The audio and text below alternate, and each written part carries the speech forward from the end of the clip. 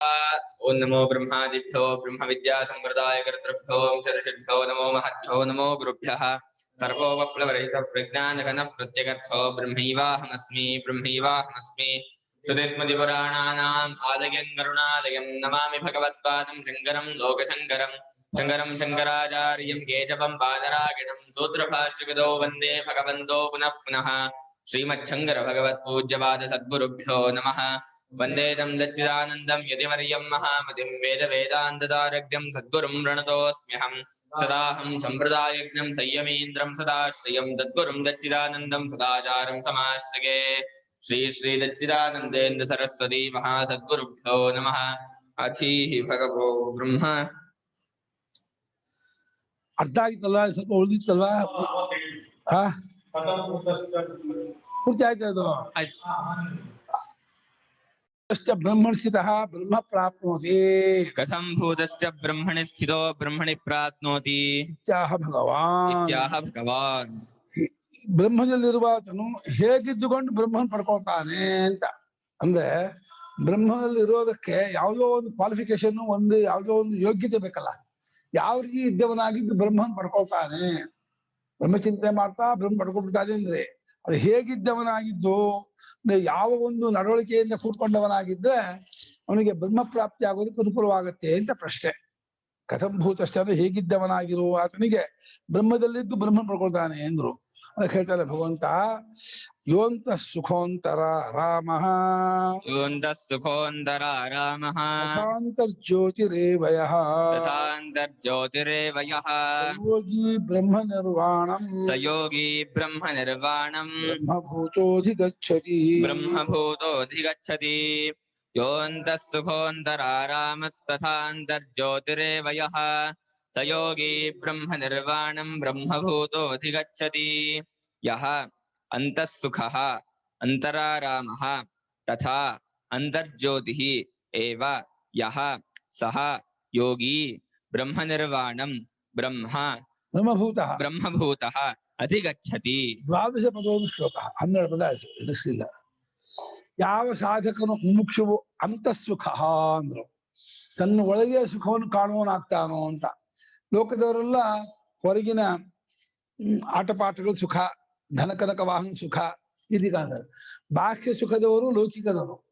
ಅಧ್ಯಾತ್ಮ ಜ್ಞಾನಿ ಅಂತಃಸುಖ, ಒಳಗಿರುವ ಆತ್ಮಸ್ವರೂಪವನ್ನು ಕಾಣುತ್ತಲೇ ಸುಖವನ್ನು ಕಾಣುವ ಆತನು. ಮತ್ತು ಆರಾಮ ಅಂದ್ರೆ ಆ ಕ್ರೀಡ, ಅವ್ರಿಗೆ ಆಟ ಆಡೋದಕ್ಕೂ ಇನ್ನೊಂದು ಆತ್ಮನೇ. ರತಿಗೂ ರಮಣಕ್ಕೂ ಆರಾಮಕ್ಕೂ ವ್ಯತ್ಯಾಸ ಹೇಳ್ತಾರೆ. ಕ್ರೀಡೆಗೆ ಹೊರಗಿನ ವಸ್ತು ಇಟ್ಕೊಂಡು ಆಟ ಆಡೋದು ಕ್ರೀಡೆ, ಇನ್ನೊಂದು ವಸ್ತು ಇಟ್ಕೊಳ್ಳೋದಿಗೆ ಖುಷಿ ಪಡೋದು ಆರಾಮ. ಕೇರಂ ಮಾಡ್ಬೇಕಾದ್ರೆ ಪಾನು, ಸ್ಟ್ರೈಕರು, ಬೋರ್ಡು ಎಲ್ಲ ಬೇಕು, ನಂಬೇಕು. ಕ್ರಿಕೆಟ್ ಚೆಂಡು, ಬಾಲು, ಬಿಕ್ಕೆ, ಬ್ಯಾಟ್ ಬೇಕು. ಆ ವೃತ್ತಿಗೆ ತನ್ನಲ್ಲಿಯೇ ಇನ್ನೊಂದು ಜ್ಞಾಪಕ ಖುಷಿ ಪಡೋದು. ಅದು ಜ್ಞಾನಿಗೆ ಎರಡು ಆತ್ಮನೆ, ಆರಾಮವೂ ಆ ಕ್ರೀಡೆಗೂ ಆತ್ಮನೆ ಅಂತ. ಅಂತಃಸುಖ ಒಳಗೆ ತನ್ನ ಸ್ವರೂಪವನ್ನೇ ಕಾಣ್ತಾ ಈ ರೀತಿ ಯಸ್ಯ ಮಹಿಮಾನಮಿತಿ ಭೀತಿ ಶೋಕ, ಏನಿದು ಈ ಈ ಆತ್ಮತತ್ವ ಜಗದ್ರೂಪವಾಗಿ ಅಖಂಡ ಜಗದ್ರೂಪ ತೋರ್ತಾ ಇದೆಯಲ್ಲ ಅಂತ ಹೇಳಿ ಆ ರೀತಿ ಆರಾಮನಾಗ್ತಾನೆ, ಸುಖನಾಗ್ತಾನೆ. ಹಾಗೆ ಅದರಲ್ಲಿಯೇ ರಮಿಸ್ತಾ ಆಟ ಆಡ್ತಾ ಇರ್ತಾನೆ. ಹಾಗೆ ವ್ಯವಹಾರಕ್ಕೂ ಬೆಳಕು ಆತ್ಮಜ್ಯೋತಿಯೇ. ಬಾಕಿಯವರಿಗೆ ಆದಿತ್ಯ ಆದಿಗಳು ಬೆಳಕು, ಸೂರ್ಯನ ಬೆಳಕಲ್ಲಿ ನೋಡೋದು, ಇನ್ನು ಲೈಟಲ್ಲಿ ವ್ಯವಹಾರ ಮಾಡೋದು, ಓದೋದು, ಮಾಡೋದು. ಹೊರಗಿನ ಇನ್ನು ಇಂದ್ರಿಯ ಬೆಳಕು ಆದಿತ್ಯಾದಿಗಳ ಬೆಳಕಿಂದ ವ್ಯವಹಾರ ಮಾಡ್ತಾನೆ. ಇವನು ಅಂತರ್ಜ್ಯೋತಿ, ಜ್ಯೋತಿಷಾನ್ ಜ್ಯೋತಿ ತದ್ದೇವ ಜ್ಯೋತಿಷಾನ್ ಜ್ಯೋತಿ ತದ್ದೇವಾತ್ಮ ಜ್ಯೋತಿ. ಜ್ಯೋತಿಷ್ಯಗೂ ಆದಿತ್ಯಾದಿಗಳನ್ನು ಬೆಳಗ್ತಾ ಇರೋ ಜ್ಯೋತಿಷ್ಯದು. ಹಾಗಾಗಿ ಒಳಗಿನ ಜ್ಯೋತಿಷನ್ನು ಉಳ್ಳವನಾಗಿ ಒಳಗೆ ಸುಖವನ್ನು ಕಾಣುತ್ತಾ ಒಳಗೆ ಭಕ್ತಿಯನ್ನ ಆನಂದವನ್ನು ಹೊಂದಿಸುತ್ತಾ ಯಾರು ಇರ್ತಾರೋ ಆ ಯೋಗಿಯು ಬ್ರಹ್ಮದ ನಿರ್ವಾಣ, ಬ್ರಹ್ಮದಲ್ಲಿಯೇ ಕೊನೆಗಾಣೋದು, ಒಂದಾಗೋದು ಅಂತ, ಮೋಕ್ಷವನ್ನು ಪಡೆಯೋದು ಅನ್ನೋದು ಏನಿದೆ, ಅವನು ಬ್ರಹ್ಮವನ್ನೇ ಪಡೆದ ನಾನು ಬ್ರಹ್ಮಭೂತ ಅಧಿಗಚ್ಚತಿ, ಬ್ರಹ್ಮವೇ ಆದವನಾಗಿ ಪಡ್ಕೊಳ್ತಾನೆ. ಇದು ಎಲ್ಲ ಪುನರುಕ್ತಿ ಅನ್ಸುತ್ತೆ. ಬ್ರಹ್ಮ ನಿರ್ವಾಣ, ಬ್ರಹ್ಮಭೂತ, ಬ್ರಹ್ಮಾಧಿಗಚ್ಚತಿ ಒಂದೇ ಒಂದು. ಬ್ರಹ್ಮವೇ ಆದವನಾಗಿ ಬ್ರಹ್ಮ ನಿಮಿತ್ತವಾದ ನಿರ್ವಾಣ ಮೋಕ್ಷವನ್ನು ಪಡ್ಕೊಂಡು ಬ್ರಹ್ಮನ ಹೊಂತಾನೆ ಎಂದು. ಅಂದ್ರೆ ಲೋಕದ ಜನರಿಗೆ ಆಟಕ್ಕೂ ರತಿಗೂ ಸುಖಕ್ಕೂ ಬೆಳಕಿಗೂ ಹೊರಗಿನ ವಸ್ತು ಬೇಕು. ಇವನಿಗೆ ಯಾವುದು ಹೊರಗಿನ ಬೇಡ, ಆತ್ಮನೇ ಎಲ್ಲಕ್ಕೂ ಸಾಧನ.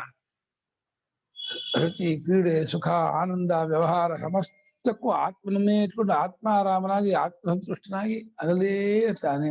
ಹೀಗಿದ್ದವನು ಬ್ರಹ್ಮವನ್ನು ಪಡ್ಕೊಂಡ್ಬಿಡ್ತಾನೆ. ಅಲ್ಲ, ಬ್ರಹ್ಮನ್ ಪಡ್ಕೊಂಡವನೇ ಹೀಗಿರೋದು, ಪಡ್ಕೊಳ್ತಾನೆ ಅಂತಲ್ಲ, ಅದು ಅನುವಾದ ಅಷ್ಟೇ. ಈ ಒಂದು ಹೊರಗಿನ ವಸ್ತು ಇಲ್ಲದೆ ಸುಖವನ್ನು ಕಾಣುವ ಒಂದು ಯಾರಿಗೆ ಹಾಬಿ ಇದೆಯೋ ಅವನು ನಿಜವಾದ ಸಾಧಕ. ಒಂಟಿಯಾಗಿರೋದಕ್ಕೆ ಯಾರಿಗೆ ಬೇಜಾರೋ ಅವ್ನು ಸಾಧಕನಲ್ಲ. ನಂಗೆ ಬೇಜಾರು, ನಂಗೆ ಯಾರಾದ್ರೂ ಸ್ನೇಹಿತರು ಬರಬೇಕು, ಮಾತಾಡ್ಬೇಕು, ನೋಡ್ಬೇಕು, ಟಿವಿ ಬೇಕು, ಇನ್ನೊಂದು ಬೇಕು ಅಂದ್ರೆ ಅವನಿಗೆ ಆತ್ಮಸುಖ ಕಾಣಕ್ ಬರಲ್ಲ. ಯಾವ ಇನ್ನೊಂದು ವಸ್ತುವು ಇಲ್ಲದೆ, ವ್ಯಕ್ತಿ ಇಲ್ಲದೆ, ಯಾವುದೇ ವಿಷಯವೂ ಇಲ್ಲದೆ ಆತ್ಮಚಿಂತನೆ ಆತ್ಮಾನುಸಂಧಾನದಲ್ಲಿ ಆನಂದವನ್ನು ಕಾಣ್ತಾ ಅಲ್ಲೇ ಮುಳುಗ್ತಾ ಇರ್ತಾನೋ ಅವನು ನಿಜವಾದ ಯೋಗಿ. ಅವನೇ ಬ್ರಹ್ಮಭೂತ, ಬ್ರಹ್ಮ ಆದವನು, ಬ್ರಹ್ಮವನ್ನೇ ಪಡ್ಕೊಂಡ್ಬಿಡ್ತಾನೆ ಅಂತ. ಒಟ್ಟು ಜ್ಞಾನಿ ನಡವಳಿಕೆಯನ್ನೇ ಹೇಳ್ತಿರೋದು. ದೀಪ ಮಾರ್ಗದರ್ಶನ, ಮಾರ್ಗದರ್ಶನ ಗೈಡ್ ಮಾಡಕ್ಕೆ, ಗೈಡ್ ಮಾಡಕ್ಕೆ ಗೈಡ್ ಮಾಡಕ್ಕೆ ಅಂತ ಇದು ನಡವಳಿಕೆ. ಹೌದು. ಯಹ ಅಂತಃಸುಖ, ಯಹ ಅಂತಃ ಸುಖಃ, ಅಂತಃ ಆತ್ಮನಿ ಸುಖಂ ಯಸ್ಯ ಸೋಯಮಂತಃ ಸುಖಃ, ಅಂತಃ ಆತ್ಮನಿ ಸುಖಂ ಯಸ್ಯ ಸೋಂತಃ ಸುಖಃ. ಯಾವಾಗನು ಅಂತಃಸುಖನೋ ಅಂತ ಇದೆ ಮೂಲ ಪದ. ಅದು ಬರೀತಾರೆ ಭಾಷಿಕಾರರು.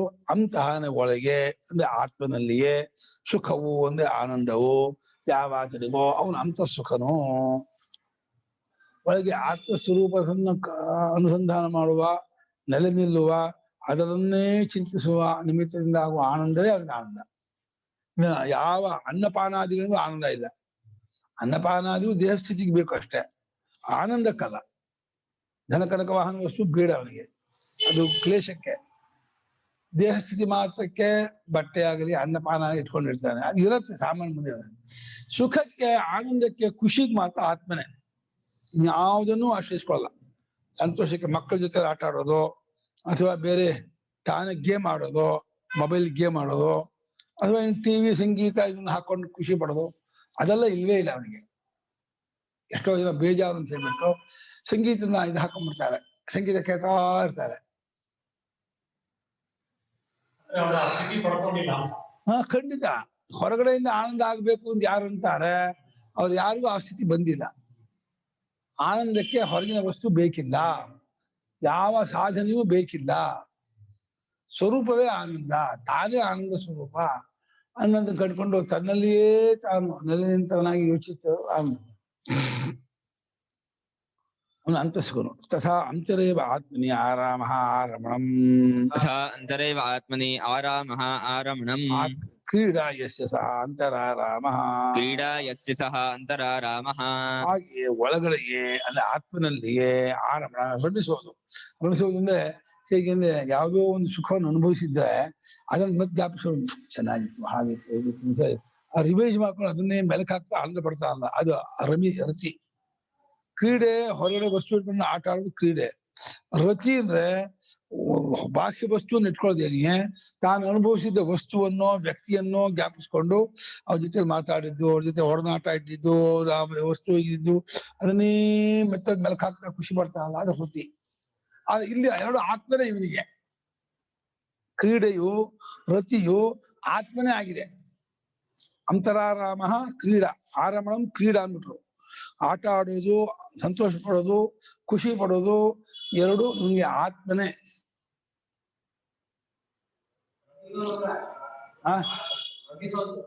ರಮಿಸೋದ್ರಲ್ಲಿ ಎರಡು ತರ ಇದೆ.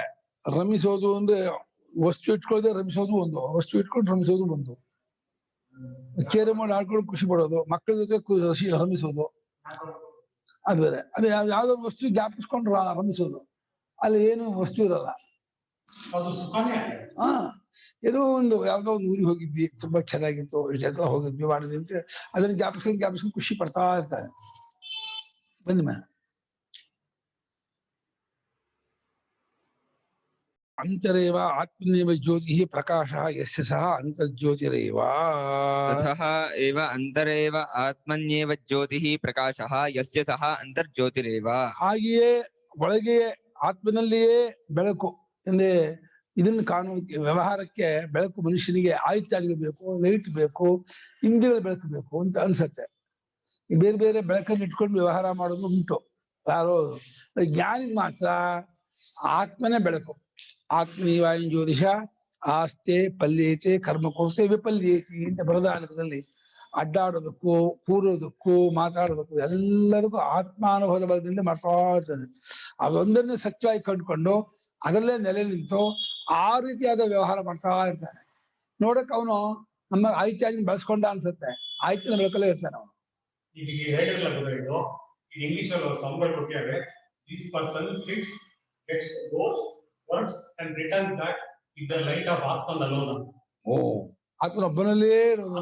ಬೆಳಕಿಂದಲೇ ಕೆಲಸ ಮಾಡೋದು. Light of the self within ಅಂತ ಹೇಳಿರಲಿಲ್ಲ. ಆಸ್ತೆ ಆಸ್ತೆ ಪಲ್ಯತೆ ಕರ್ಮ ಕೂರ್ತಿ ವಿಪಲ್ಯತೆ ಎಲ್ಲ ಆತ್ಮ ಬೆಳಕಿಂದಲೇ ಮಾಡ್ತಾರೆ.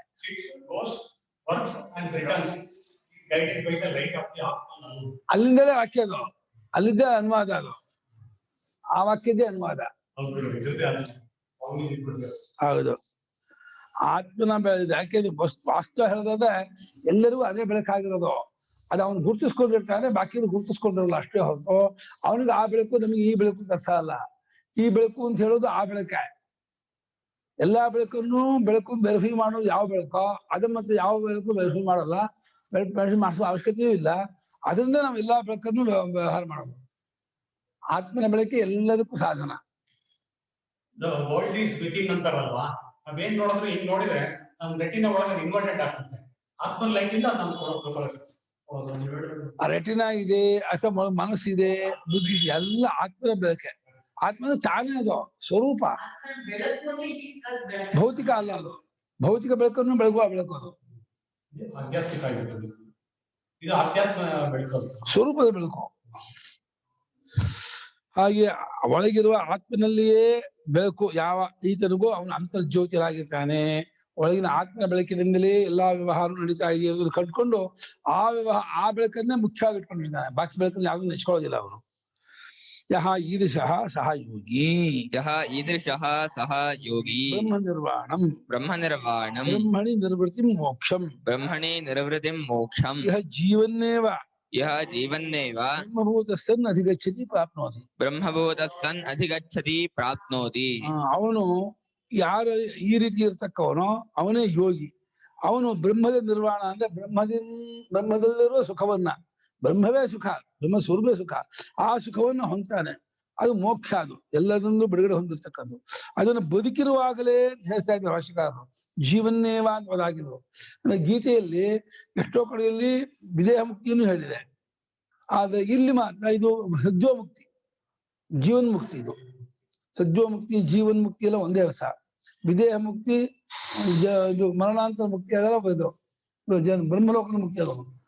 ಸತ್ಮೇವ ಏಷ ಸ್ಥಿತ್ವಾಸ್ಯಾಂ ಅಂತಕಾಲೇಪಿ ಬ್ರಹ್ಮ ನಿರ್ವಾಣ ಮುಚ್ಚಿ ಇರೋದು.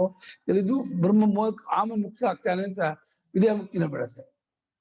ಸ್ವಾಮಿಗಳು ಆ ಗೀತಾಶಾಸ್ತ್ರಾರ್ಥ ಗೀತೆಯಲ್ಲಿ ಯಾವ್ಯಾವ್ದು ಸಜ್ಜೋಮುಕ್ತಿಯ ವಾಕ್ಯ, ಯಾವ್ಯಾವ್ದು ವಿದೇಹ ಮುಕ್ತಿ ವಾಕ್ಯ ಪಟ್ಟಿ ಮಾಡಿದ್ದಾರೆ.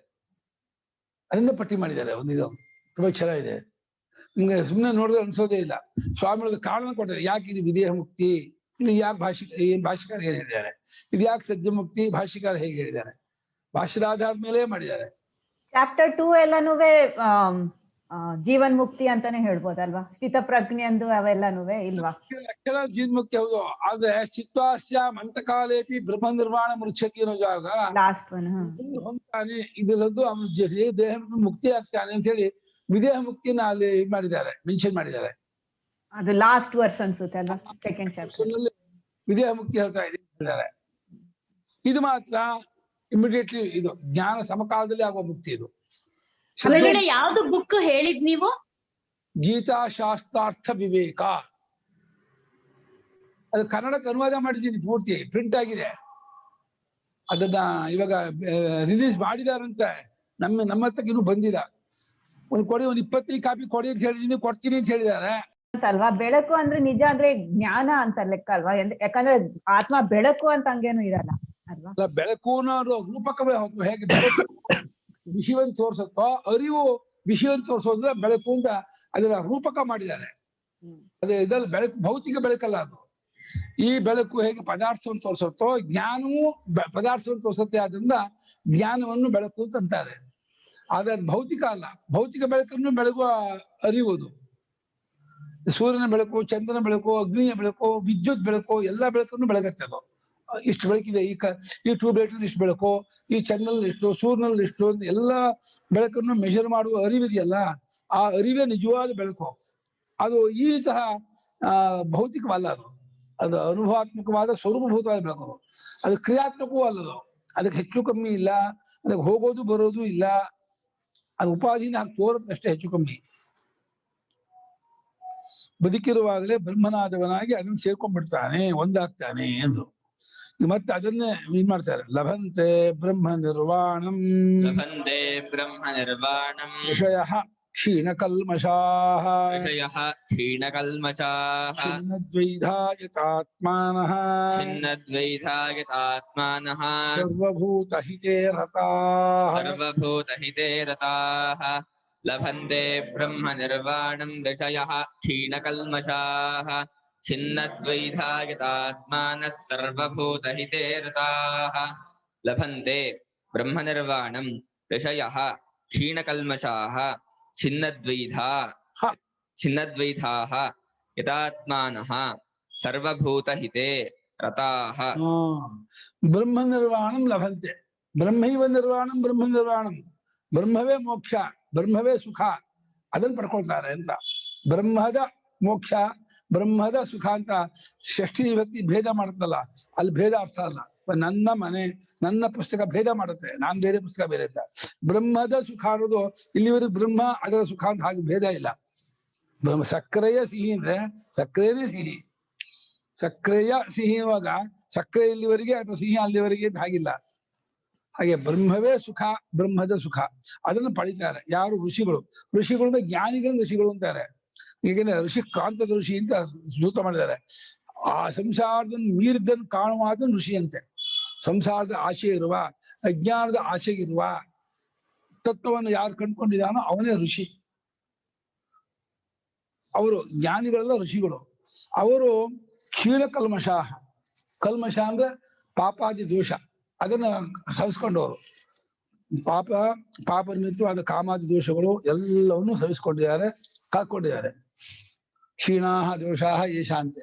ಎಲ್ಲಾ ದೋಷವೂ ಅಂತಃಕರಣ ದೋಷ ಅಷ್ಟು ಅವ್ರಿಗೆ ತಲುಪಿ ಹೋಗ್ಬಿಟ್ಟಿದೆ, ಪ್ಯೂರ್ ಆಗ್ಬಿಟ್ಟಿದೆ. ಅಂತಃಕರಣ ಹೆಂಗಾಗಿದೆ ಅಂದ್ರೆ ಒಳ್ಳೆ ಆಕಾಶದಂತೆ ಸ್ವಚ್ಛವಾಗ್ಬಿಟ್ಟಿದೆ, ತಿಳಿಯಾಗ್ಬಿಟ್ಟಿದೆ. ಏನೇನೂ ಇಲ್ಲ ಇದರಲ್ಲಿ, ಆ ಮನಸ್ಸಲ್ಲಿ ಶುದ್ಧವಾದ ಮನಸ್ಸು, ಯಾವ ದೋಷವೂ ಇಲ್ಲದೆ ಎತ್ಕೊಂಬದು. ದ್ವೈತವನ್ನು ಕತ್ತರಿಸಿ ಹಾಕಿದ್ದಾರೆ. ವಿದ್ಯೆಯಿಂದ, ಜ್ಞಾನದಿಂದ ದ್ವೈತವೂ ಇಲ್ಲ, ದ್ವೈತವು ಹುಸಿ ತೋರಿಕೆ, ಇಲ್ಯೂಷನ್ನು. ದ್ವೈತ ಚಿನ್ನಂ ದ್ವೈತಂ ಯಶಾಂತೆ ಚಿನ್ನ ದ್ವೈತ. ದ್ವಿಧ ದ್ವೈತ ಎರಡು ಒಂದೇ. ಎರಡಾಗಿ ಓಡ್ಕೊಂಡ್ರು ದ್ವಿಧ. ದ್ವಿಹಿ ಧತ್ತೇಜಿ ದ್ವಿಧ. ಅಷ್ಟೇ ಅರ್ಥ. ಸಂಶಯದಲ್ಲೇ ಎರಡು ಬರೋದು. ಸಂಶಯ ದುಷ್ಕೋಟಕ ಸಂಶಯ, ಹೀಗೋ ಅನ್ನೋದು ದ್ವೈತ ಬರೋದು ಸಂಶಯದ ದ್ವಿಧ ಆಗೋದು. ದ್ವಿಧ ಆಗೋದು ಸಂಶಯ, ಹಾವೋ ಹಗ್ಗವೋ ಸಂಶಯ. ಆ ಸಂಶಯವನ್ನು ಪೂರ್ತಿ ಕಾಕೊಂಡವರು ಅಂತ ಅರ್ಥ. ಚಿನ್ನ ದ್ವೈತವನ್ನು ಸಂಶಯ ಕಾಕೊಂಡವರು ಅಂತ ಅರ್ಥ. ಅಲ್ಲ, ಚಿನ್ನ ಸಂಶಯ ಅಂತ ಭಾಷೆಗೆ ಅರ್ಥ ಮಾಡಿರೋದು. ಅದಕ್ಕೆ ಚಿನ್ನ ದ್ವೈತ ಚಿನ್ನ ಸಂಶಯ, ಸಂಶಯವನ್ನು ಕರ್ತಸಾಕೊಂಡವರು, ಕಾಕೊಂಡವರು. ಯಥ ಆತ್ಮನ ಅಂತಃಕರಣ. ಅದು ಯಥ ಅಂದ್ರೆ ಹತೋಟಿಲಿರುವ ಆತ್ಮದಲ್ಲಿ ಮುಳುಗಿ ಹೋಗ್ಬಿಟ್ಟಿದೆ, ಬಾಧಿತವಾಗಿದೆ ಅವರ ಅಂತಃಕರಣ. ಇಲ್ಲಿ ಸಾಧಕನು ಹಿಡ್ಕೊಂಡಿರ್ತಾನೆ, ಕಂಟ್ರೋಲ್ ಮಾಡಿರ್ತಾನೆ. ಜ್ಞಾನಿಯು ಬಾಧೆ ಮಾಡ್ಬಿಟ್ಟಿರ್ತಾನೆ. ಜ್ಞಾನಿಯು ಆ ಅಂತಃಕರಣವು, ಆ ಮನಸ್ಸು ಆತ್ಮಗಿಂತ ಬೇರೆ ಅಲ್ಲ. ಆತ್ಮನೇ ಹೀಗೆ ಮನಸ್ಸಾಗಿ ತೋರ್ತಾ ಇರೋದು. ಆತ್ಮ ಮನಸ್ಸು ಎರಡಲ್ಲ, ಎರಡಿಲ್ಲ. ಎಲ್ಲಿವರೆಗೆ ತಾನು ಯೋಚನೆ ಮಾಡುವಂತಾನೋ ತನಗೆ ಮನಸ್ಸು, ಅಂತಃಕರಣ, ಬುದ್ಧಿ ಈ ಬೇರೆ ಬೇರೆ ಹೆಸರು ಬರುತ್ತೆ. ಆದ್ರೆ ತಾನು ಯೋಚನೆ ಬಿಟ್ಟು ತಾನೇ ಜನ ಹೊಡೆದಾಗ ಆ ಮನಸ್ಸು, ಅಂತಃಕರಣ ಇರೋದೇ ಇಲ್ಲ. ಆತ್ಮದ ಮರ್ಜ ಮಾಡುತ್ತೆ. ನಿಜವಾಗಿ ಇರೋದಲ್ಲ ಅದು. ಗುಳ್ಳೆ ನಿಜವಾಗಿ ಒಂದಿಲ್ಲ, ನೀರೇ ಅದು. ಹಾಗೆ ಆತ್ಮ ಮನಸ್ಸು ಎರಡಿಲ್ಲ. ಆ ಮನಸ್ಸಾಗಿ ಅವನೇ ಯೋಚನೆ ಮಾಡೋಕೆ ತೋರ್ತಾನೆ. ಯಾವಾಗ ಪೂರ್ತಿ ಆತ್ಮರೂಪದ ಬಾಧೆ ಆಯ್ತು, ಮನಸ್ಸು ಹತೋಟಿಗೆ ಬಂತು. ಎಲ್ಲಾ ಭೂತಗಳ ಹಿತದಲ್ಲೂ ಹತರವರು ಅಂದ್ರೆ ಎಲ್ಲವೂ ತಾನೇ ತಾನೆ. ತಮಗ್ ಯಾರು ಹಿತ ಮಾಡ್ಕೊಳ್ಳೋದಪ್ಪ. ತನ್ನ ಕಾಲು ತನ್ನ ಕೈ ತಾನು ಕಟ್ಕೊಳ್ಳೋದಪ್ಪ. ಹಾಗೆ ಎಲ್ಲವೂ ತಾನೇನು ಕಂಡ್ಕೊಂಡವನಾದ್ಮೇಲೆ ಎಲ್ಲರ ಮೇಲೂ ಅದೇ ಪ್ರೇಮ, ಅದೇ ಒಂದು ಇದು ಒಂದು ವ್ಯವಹಾರ ದೃಷ್ಟಿಯಿಂದ ಹೇಳಿದ ಮಾತು. ಅಂದ್ರೆ ಎಲ್ಲರಿಗೂ ಹಿತವನ್ನು ಮಾಡುವುದಂದ್ರೆ ಯಾರಿಗೂ ಹಿಂಸೆ ಮಾಡೋಲ್ಲ, ಯಾರಿಗೂ ದ್ವೇಷ ಮಾಡೋದು ಅಷ್ಟೇ ಅರ್ಥ ಹೊರತು ಎಲ್ಲಾ ಭೂತಗಳು ಇದೇ ರೀತಿ ಇಟ್ಕೊಂಡು ಪ್ರಪಂಚ ವ್ಯವಹಾರ ಇಟ್ಕೊಂಡಾಗ ಅವ್ರ ದೃಷ್ಟಿಯಲ್ಲಿ ಎಲ್ಲರೂ ಹೇಗೆ ಯಾವ ಬುದ್ಧಿ ಇರುತ್ತೆ ಅಂದ್ರೆ ಎಲ್ಲರಲ್ಲೂ ಆತ್ಮಬುದ್ಧಿ ಇರುತ್ತೆ. ತಾನೇ ಎಲ್ಲವಾಗ ತೋರ್ತಾ ಇರೋದು, ನನಗಿಂತ ಬೇರೆ ಯಾರೂ ಇಲ್ಲ, ನನ್ನ ಸ್ವರೂಪವೇ ಎಲ್ಲಾ ಸ್ವರೂಪವಾಗಿ ಕಾಣ್ತಾ ಇದೆ ಅಂತ ಹೇಳಿ ಕಂಡ್ಕೊಂಡವರಾಗಿ ತನ್ನ ರೂಪವೇ ಆದ್ಮೇಲೆ ತನಗೆ ತಾನು ಯಾರು ಅಪ್ರಿಯರಾಗಿರೋಲ್ಲ, ಅಹಿತ ಮಾಡ್ಕೊಳ್ಳೋದು ಇಲ್ಲ, ತಮ್ಮ ಹಿತವನ್ನೇ ಮಾಡ್ತಾರೆ. ಹಾಗಾಗಿ ಜ್ಞಾನಿಗಳಿಗೆ ಸಹಜವಾದ ಕಾರುಣ್ಯ ಇರುತ್ತೆ. ಅವರಿಗೆ ಕೃತಕ ಕಾರುಣ್ಯ ಅಲ್ಲ, ಅಥವಾ ಯಾವುದೋ ಒಂದು ನಿರೀಕ್ಷಣೆ ಕಾರುಣ್ಯ ಅಲ್ಲ. ಅಂದ್ರೆ ಏನೋ ಕೊಟ್ರೆ ಹೇಳ್ತೀನಿ ಅದಿಲ್ಲ, ಸ್ವಭಾವದಲ್ಲೇ ಪ್ರೇಮ ಇದೆ ಅವರಿಗೆ. ಇಂಥ ತತ್ವ ಕಂಡ್ಕೊಂಡು ಎಲ್ಲರೂ ಆನಂದವಾಗಿರ್ಬಹುದಲ್ಲ, ಯಾಕೆ ಸುಮ್ಮನೆ ಲೌಕಿಕ ವಿಷಯ ಸುಖಕ್ಕೆ ಓಡಿ ಒದ್ದಾಡ್ಕೊಂಡು ದುಃಖ ಪಟ್ಕೊಂಡು ಸುಖ ಅದು ಸಿಗದೇನೆ ಹಚ್ಕೊಂಡು ಓಡಾಡ್ಕೊಂಡಿರ್ತಾರೆ. ತಮ್ಮಲ್ಲೇ ತಾವು ನಿಂತು ತಮ್ಮ ಸ್ವರೂಪವನ್ನು ಕಂಡ್ಕೊಂಡು ಆನಂದವಾಗಿರ್ಬಹುದಲ್ಲ, ಯಾಕೆ ಹೀಗೆ ಮಾಡ್ಕೊಳ್ತಿಲ್ಲ ಅಂತ ಆ ರೀತಿ ಅವ್ರಿಗೆ ಆ ಕಾಳಜಿಗೆ ಅದು ತಿಳಿಸ್ಕೊಳ್ಳೋ ಪ್ರಯತ್ನ ಪಡ್ತಾರೆ. ಅಂದ್ರೆ ಅವ್ರ ಹತ್ರ ಬಂದವ್ರಿಗೆ ಮಾತ್ರ ಹೇಳ್ತಾನೆ, ಅವ್ರಿಗೆ ಎಲ್ರಿಗೂ ಹೇಳಕ್ ಹೋಗಲ್ಲ. ಯಾರನ್ನು ತಿಳ್ಕೋಬೇಕು, ಕಂಡ್ಕೋಬೇಕು, ಅದೇ ಬೇಕು ಅಂತ ಬಂದಿರ್ತಾರೋ ಅಂಥವರಿಗೆ ಅವರು ಅದನ್ನೇ ಹೇಳ್ತಾರೆ. ಕಂಡ್ಕೊಳ್ಳೋ ಕ್ರಮ, ಕಂಡ್ಕೊಳ್ಳೋ ಸಾಧನ, ಕಂಡ್ಕೊಳ್ಳೋ ಇದರಿಂದ ಆಗುವಂತಹ ವಿಶೇಷತೆ ಅದೆಲ್ಲವೂ ಹೇಳ್ತಾರೆ. ಆ ವಿಶೇಷತೆ ಹೇಳೋದಲ್ಲ, ಮಹಿಮೆ ಅದು ಪ್ರವೃತ್ತಿ ಆಗಲಿ ಅಂತ. ಸಾಧನ ಮತ್ತು ಕ್ರಮ ಹೇಳೋದು ಮುಖ್ಯ. ಸಾಧನೆ ಜಾಸ್ತಿ ಮಾಡಿಸ್ತಾರೆ, ಒಂದು ಉಪದೇಶ ಮಾಡ್ತಾರೆ, ಗೊತ್ತಾಗ್ಲಿಲ್ಲ ಮತ್ತೆ ಸಾಧನೆ ಮಾಡಿಸ್ತಾರೆ. ಸಾಧನೆ ಚೆನ್ನಾಗಿ ಪಕ್ವವಾಗಿ ಫಲಿತವಾಯ್ತು ಅಂದ್ರೆ ತಾನೇ ಗೊತ್ತಾಗತ್ತೆ. ಕಿಂಚ ಲಭಂತೆ ಬ್ರಹ್ಮ ನಿರ್ವಾಣಂ ಮೋಕ್ಷಂ, ಕಿಂಚ ಲಭಂತೆ ಬ್ರಹ್ಮ ನಿರ್ವಾಣಂ ಮೋಕ್ಷಂ ಋಷಯಃ ಸಮ್ಯಕ್ ದರ್ಶಿನಃ ಸನ್ಯಾಸಿನಃ, ಋಷಯಃ ಸಮ್ಯಕ್ ದರ್ಶಿನಃ ಸನ್ಯಾಸಿನಃ, ಕ್ಷೀಣಕಲ್ಮಷಾಃ ಕ್ಷೀಣಪಾಪಾಃ, ಕ್ಷೀಣಕಲ್ಮಷಾಃ ಕ್ಷೀಣಪಾಪಾಃ, ನಿರ್ದೋಷಾಃ ನಿರ್ದೋಷಾಃ, ಛಿನ್ನದ್ವೈತಾಃ ಛಿನ್ನ ಸಂಶಯಾಃ, ಛಿನ್ನದ್ವೈತಾಃ ಛಿನ್ನ ಸಂಶಯಾಃ, ಯಥಾತ್ಮಾನಃ ಸಂಯತೇಂದ್ರಿಯಾಃ, ಯಥಾತ್ಮಾನಃ ಸಂಯತೇಂದ್ರಿಯಃ, ಸರ್ವಭೂತಹಿತೇ ರತಾಃ, ಸರ್ವಭೂತಹಿತೇ ರತಾಃ, ಸರ್ವೇಷಾಂ ಭೂತಾನಾಂ ಹಿತೇ ಅನುಕೂಲ್ಯೇ ರತಾಃ, ಸರ್ವೇಷಾಂ ಭೂತಾನಾಂ ಹಿತೇ ಅನುಕೂಲ್ಯೇ ರತಾಃ, ಅಹಿಂಸಕಾಃ ಇತ್ಯರ್ಥಃ. ಅಹಿಂಸಕಾಃ ಇತ್ಯರ್ಥಃ. ಒಂದೇ ವಾಕ್ಯ ಬಂದ್ಬಿಟ್ಟು ಭಾಷೆಗಾರರು. ಮತ್ತು ಏನಪ್ಪಾ ಅಂದ್ರೆ ಲಭಂತೇನ ಅವರು ಬ್ರಹ್ಮ ನಿರ್ವಾಣ ಲಭಂತೆ ಅಂದ್ರೆ ಮೋಕ್ಷವನ್ನು ಪಡೆಯುತ್ತಾ ಇರ್ತಾರೆ. ಬ್ರಹ್ಮವೇ ನಿರ್ವಾಣ ಮೋಕ್ಷ, ಅದನ್ನು ಪಡೆದವರಾಗಿರ್ತಾರೆ, ಕಂಡ್ಕೊಂಡವರಾಗಿರ್ತಾರೆ. ಅದೆಲ್ಲ ಎಂತದೆ ಯಾರಿಗೂ ಋಷಿಗಳು ಅಂದ್ರೆ ಯಾರೋ ಸಮ್ಯಕ್ ದರ್ಶಿನಃ ಅಂದ್ರು, ಸರಿಯಾಗಿ ಕಂಡ್ಕೊಂಡವರು, ಶಾಸ್ತ್ರ ಹೇಳಿದ ಹಾಗೆ ಅನುಭವದಲ್ಲಿರುವ ಹಾಗೆ ಯುಕ್ತಿಗೆ ಹೊಂದಿಸ್ಕೊಂಡು ಗೊತ್ತು ಮಾಡ್ಕೊಂಡವರು ಸಮ್ಯಕ್ ದರ್ಶಿಗಳು. ಸಮ್ಯಕ್ಕನ ಯಥಾವತ್ತಾಗಿ ದ್ರಷ್ಟುಂ ಶೀಲಂ ಈಶಾಂತೆ, ಇದ್ದದ್ದಿದ್ದಾಗೆ ಕಾಣುವ ಸ್ವಭಾವ ಯಾರಿಗೋ ಅವರು ಸಮ್ಯಕ್ ದರ್ಶಿ. ಸಮ್ಯಕ್ ಅಂದ್ರೆ ಸರಿಯಾಗಿ ಅಂತ, ಯಥಾವತ್ತಾಗಿ ಅಂತ. ದರ್ಶಿಯನ್ನು ತಾಚ್ಛೀಲ್ಯ ನಿಧಿ ಪ್ರತ್ಯಯ, ಅದನ್ನೇ ಕಾಣುವ ಸ್ವಭಾವ ಹಾಗಿದ್ದವರಾಗಿದ್ದು ಅವ್ರು ಯಾರನ್ನ ಅವ್ರ ಸನ್ಯಾಸಿಗಳು ಅಂದ್ರೆ ಸರ್ವದಾ ಆತ್ಮಚಿಂತನೆಯನ್ನೇ ಮಾಡ್ತಿರೋರು ಸನ್ಯಾಸಿಗಳು ಅಂತ ಇದ್ದಾರೆ. ಇದೇನು ಕಾಯಿ ಬಟ್ಟೆ ಹೊರಟೋರು ಅರ್ಥ ಇಲ್ಲ. ಯಾರು ನಿರಂತರ ಈ ಚಿಂತನೆಯಲ್ಲಿಯೇ ಈ ವಿಚಾರದಲ್ಲಿ ಮುಳುಗಿರ್ತಾರೋ ಅವರೆಲ್ಲ ಸನ್ಯಾಸಿಗಳು. ಅವರು ಕ್ಷೀಣ ಕಲ್ಮಷರು ಅಂದ್ರೆ ಎಲ್ಲಾ ಅಂತಃಕರಣ ದೋಷವನ್ನು ಸವಿಸ್ಕೊಂಡವರು, ಕಮ್ಮಿ ಮಾಡ್ಕೊಂಡವರು. ಕ್ಷೀಣ ಪಾಪಾಹ ಅಂದ್ಬಿಟ್ರು ಭಾಷೆಗಾರರು. ಕಲ್ಮಷ ಅಂದ್ರೆ ಪಾಪ. ಕಲುಷಂ ವೃಜಿನೀನೂಹಂ ಅಮ್ಮೋ ದುರಿತ ದುಷ್ಕೃತಂ ಅಂತ ಅಮೃಕೋಶ. ಅಸ್ತ್ರೀ ಪಂಕಂ ಪುಮಾನ್ ಪಾಪ್ಮ ಪಾಪಂ ಕಿಲ್ಬಿಷ ಕಲ್ಮಷಂ ಕಲುಷಂ ವೃಜಿನೀನೂಹಂ ಅಮ್ಮೋ ದುರಿತ ದುಷ್ಕೃತಂ ಅಂತ ಹೇಳಿ ಪಾಪದ ಪರ್ಯಾಯದಲ್ಲಿ ಕಲ್ಮಷ ಅಂತಿದೆ. ಸಿನಾನಿಮ್ಸ್. ಅಮೃಕೋಶ ಸಿನಾನಿಮ್ಸ್ ಪಟ್ಟಿ ಮಾಡುತ್ತದು. ಒಂದ್ ಪದಕ್ಕೆ ಏನೇನು ಪದ ಇದೆ ಬರೀ ಸಿನಾನಿಮ್ಸ್ ಪಟ್ಟಿ ಮಾಡೋದು ಇದು. ಅಮರಕೋಶ ಅಂತ ಇದು ತ್ರಿಕಾಂಡ ಅಮರಕೋಶ ಕೇಳಿದ ನೀವು. ತ್ರಿದಶಾ ವಿಬುಧ ಸುರಾಹ, ತ್ರಿದಶಾಹ ವಿಬುಧಾಹ ಸುರಾಹ ದೇವಾಹ, ಇದೆಲ್ಲ ತ್ರಿಕಾಂಡ ಅಮರಕೋಶ ಇದೆ. ತ್ರಿಕಾಂಡ ಅಮರಕೋಶ ಅಂತ ಲಿಂಗಾನುಶಾಸನ ಅಂತ ಅದೆರಡು ಅದಕ್ಕೆ ಇನ್ನೊಂದು ಹೆಸರಿದೆ. ಲಿಂಗಾನುಶಾಸನ ಅಂತ ಅಂತಾರೆ ಅದಕ್ಕೆ. ಅದರಲ್ಲಿ ಲಿಂಗ ಜ್ಞಾನವೂ ಮಾಡ್ಕೊಡ್ತಾರೆ. ಈ ಪದಕ್ಕೆ ಯಾವ ಲಿಂಗ ಈ ಪದ ಅಂತ. ಅಮರಕೋಶ ಬೈಹಾಟ ಆಯ್ತು ಅಂದ್ರೆ ಕಂಪ್ಲೀಟ್ ಸಂಸ್ಥೆ ವಕಾಬರಲ್ಲೇ ಆಯ್ತು.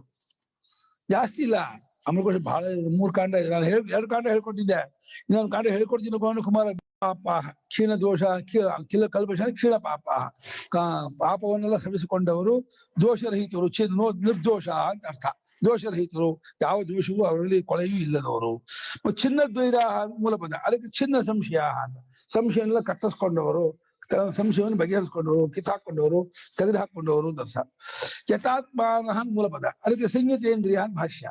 ಇಂದ್ರಿಯಗಳನ್ನೆಲ್ಲ ಹತೋಟಿ ಇಟ್ಕೊಂಡವರು, ಅಡಗಿಸಿಕೊಂಡವರು.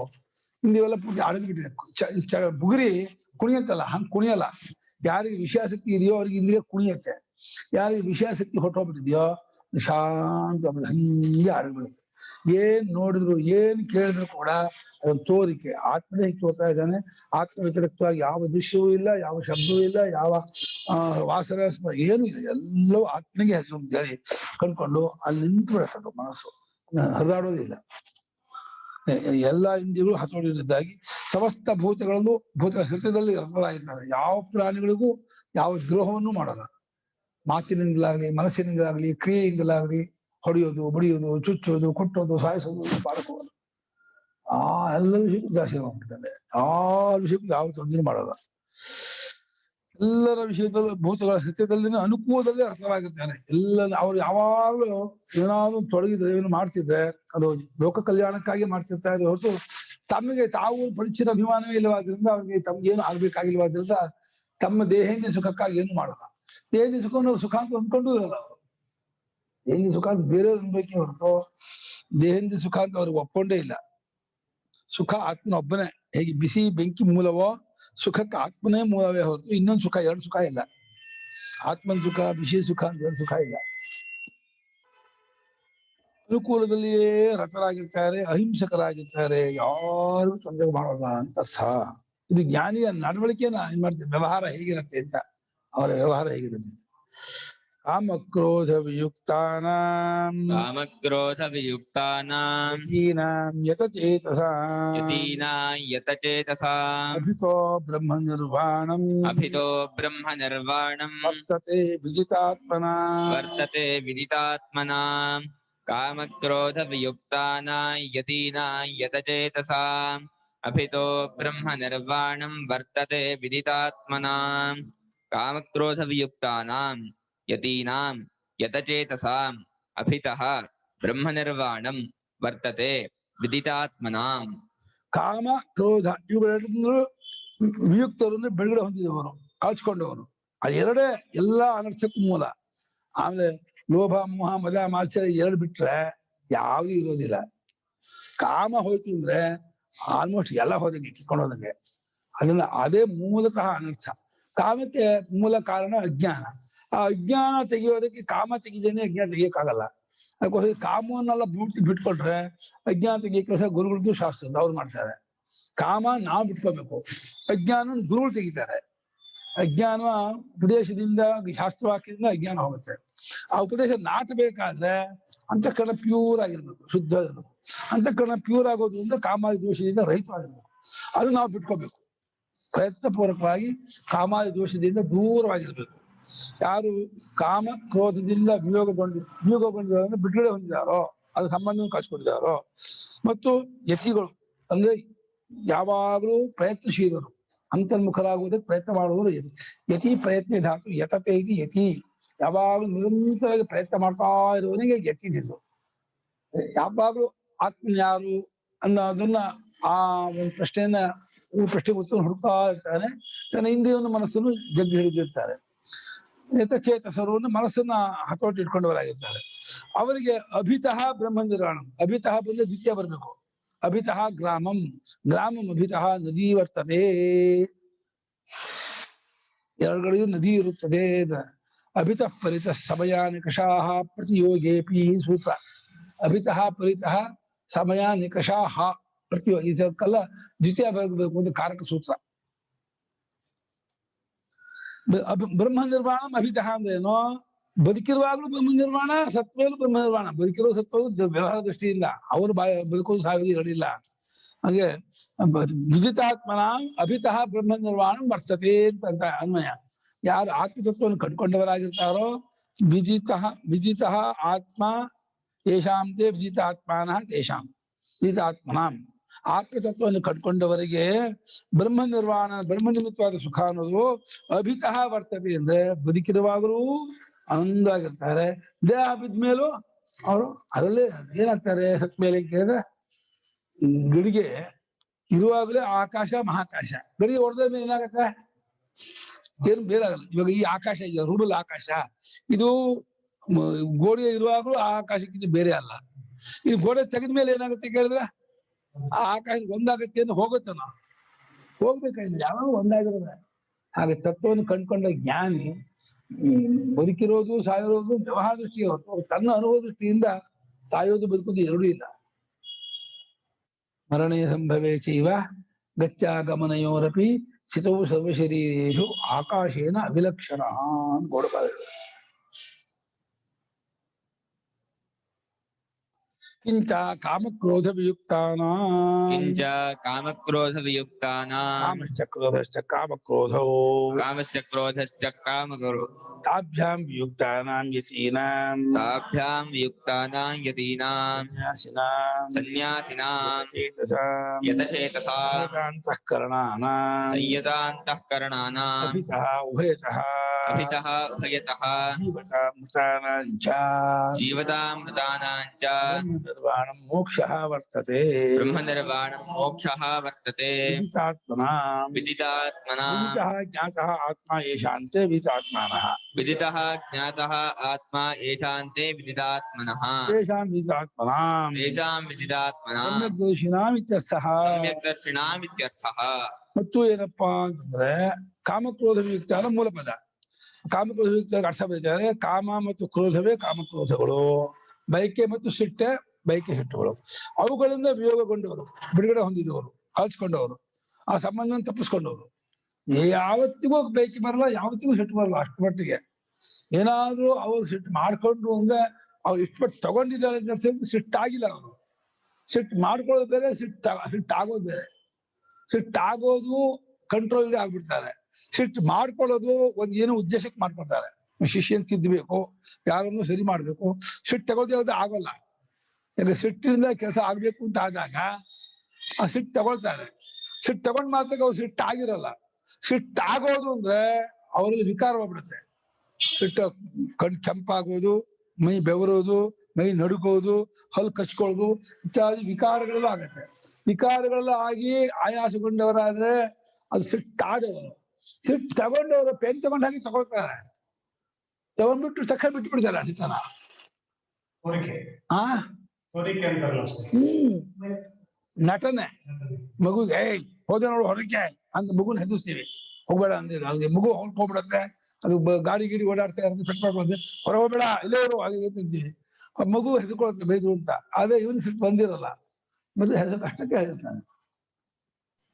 ಅದು ಒಂದ್ ಸ್ವಲ್ಪ ಕಷ್ಟ ಅಲ್ವಾ ಗುರುಗಳೇ ಅರ್ಥ ಮಾಡ್ಕೊಳ್ಳೋದು? ಯಾಕಂದ್ರೆ ಒಂದೊಂದ್ ಸತಿ ನೀವು ಸಿಟ್ಟು ಮಾಡ್ಕೊಂಡ್ರು ಅದೇ ಆಗದೆ ಇರೋದು ಮಾಡ್ಕೊಳ್ಳೋದು ಅನ್ನೋ ಇದ್ರಲ್ಲಿ ಆಪೋಸಿಟ್ ಪರ್ಸನ್ ಹರ್ಟ್ ಆಗ್ಬೋದು, ಏನೋ ಒಂದು ಲೈಕ್ ಅದರಿಂದ ಆಗಾಮಿ ಕರ್ಮ ಅದೇನೋ ಅದಂತೂ ಆಗ್ಲೇಬಹುದು. ಐ ಮೀನ್ ನೀವ್ ಇಂಟೆಂಟ್ ಮಾಡದೇ ಇದ್ರು ಅವ್ರನ್ನ ಹರ್ಟ್ ಮಾಡ್ಬೋದು ಅಂತ ಇನ್ನೂ ಗೊತ್ತಾಗೋದಮ್ಮ. ನಾನ್ ಮಾಡ್ಕೊಂಡ್ನ ತಗೊಂಡ್ನ ಅಂತ ನಮಗೆ ವಿಕ್ಷೇಪ ಏನು ಇಲ್ದೇ ಇರ್ಬೋದು, ನಮಗೆ ಒಂಥರ ಸುಮ್ನೆ ಮಾಡ್ಕೊಂಡಿದೀನಿ ಮನ್ಸಲ್ಲಿ ಏನು ಇಲ್ದೇ ಇರ್ಬೋದು. ಆದ್ರೆ ಯು ಎಂಡ್ ಅಪ್ ಆಕ್ಷನ್ ಅಂತೂ ಆಯ್ತು, ಕರ್ಮ ಅಂತೂ ಆಯ್ತಲ್ವಾ ಅಂತ ನಾನು ಹೇಳೋದು. ಆಗ್ಲಿ ಕರ್ಮ ಆಗ್ಲಿ ತೊಂದ್ರೆ ಇಲ್ಲ, ನಿಮ್ ಮನಸ್ಸಲ್ಲಿ ವಿಕಾರವಾಗಿಲ್ಲ ಅಂದ್ರೆ ಆ ಸಿಟ್ಟು ಒಳ್ಳೇದೇ. ಕರೆಕ್ಟ್, ಅದು ಅರ್ಥ ಆಯ್ತು. ಆದ್ರೆ ಕರ್ಮ ಆದ್ರೆ ನಮ್ಗೆ ಮತ್ತೆ ಅದ್ ಹೆಂಗೆ ಲೈಕ್ ಕರ್ಮ ಅಂತೂ ಹುಟ್ಟಿಸ್ಕೊತಾ ಇದೀವಲ್ಲ. ಏನು ಇವಾಗ ಹುಡುಗರು ಓದ್ತಾ ಇರಲ್ಲಪ್ಪ, ಚೇಷ್ಟೆ ಮಾಡ್ತಿರ್ತಾರೆ. ಅವ್ರು ಎಷ್ಟರ ಹೇಳಿ ಕೇಳ ಸಿಟ್ಟು ಮಾಡ್ಕೋಬೇಕಾಗುತ್ತೆ. ಅಂದ್ರೆ ಸಿಟ್ಟು ಮಾಡ್ಕೊಳ್ತಂದ್ರೆ ಜನ ಬೈತೀವಿ, ನಮ್ಗೆ ಅಲ್ಲಿ ಕೋಪ ಇರಲ್ಲ ಅಥವಾ ದ್ವೇಷ ಇರಲ್ಲ. ಅವ್ರು ಕಲ್ತ್ಕೋಬೇಕು ಅನ್ನೋ ದೃಷ್ಟಿಯಿಂದ ಒಂದು ಹೇಳ್ಕೊಡ್ತೀವಿ ಮಾಡ್ತೀವಿ. ಆ ಸಿಟ್ಟು ನಮ್ಗೆ ಎಫೆಕ್ಟ್ ಮಾಡಿರಲ್ಲ. ಆದ್ರೆ ನಮ್ಗೆ ಏನೋ ಈಗೋ ಹರ್ಟ್ ಆದಾಗ ಸಿಟ್ಟು ಆಗ್ತೀವಲ್ಲ, ಅದು ಸಿಟ್ಟಲ್ಲಿ ನಾವು ತುಂಬಾ ಕುದ್ದು ಬಿಡ್ತೀವಿ. ಅದು ತಪ್ಪದು. ನಮ್ಮ ಈಗೋ ಹರ್ಟ್ ಆಯ್ತು ಸಿಟ್ಟಾಗೋದು, ಅದು ನಾವು ಸಿಟ್ಟಿಗೆ ಒಳಗಾಗೋದು. ಅದಾಗ್ತಾ ಇತ್ತು ನಂಗೆ ಗುರುಗಳೇ. ನಂದು ಹೆಂಗೆ ಲೆಕ್ಕ ಅಂದ್ರೆ ಅದು ಎಲ್ಲೋ ನಮಗ್ ಮತ್ತೆ ಬೌನ್ಸ್ ಬ್ಯಾಕ್ ಆಗುತ್ತೆ, ನಮ್ಗೆ ಕರ್ಮ ಏನೋ ಸಮ್ ಎಫೆಕ್ಟ್ ಆಗುತ್ತೆ ಅಂತ. ಅದು ಒಂಥರ ತಪ್ಪಿಸ್ಕೊಳಕ್ ಆಗಲ್ಲ ಆ ಸೈಕಲ್. ಆಗುತ್ತೆ ಬಿಡ್ತಾ ಅವ್ರವ್ರು ನೋಡ್ಕೋಬೇಕೇ ಹೊರತು ಇನ್ನೊಬ್ರು ಹೇಳಕ್ಕಲ್ಲ. ನಾವು ನಿಮ್ಗೆ ಹೇಳಕ್ ಆಗಲ್ಲ, ನಿಮಗೆ ನೀವು ನೋಡ್ಕೋಬೇಕು. ನಿಮ್ಗೆ ಎಫೆಕ್ಟ್ ಆಯ್ತಾ ಇಲ್ವಾ ನೀವು ಅದನ್ನ ಪರೀಕ್ಷೆ ಮಾಡ್ಕೋಬೇಕು. ಅದೇ ಓಕೆ, ಆಗಲ್ಲ ಆಮೇಲೆ ಆಗುತ್ತೆ ಅಂತ ಇರೋದು. ನಿಮಗೆ ಪರೀಕ್ಷೆ ಮಾಡ್ಕೊಂಡಾಗ ಎಫೆಕ್ಟ್ ಆಗ್ಲಿಲ್ಲ ಅಂತ ಅನ್ಸಿದ್ರೆ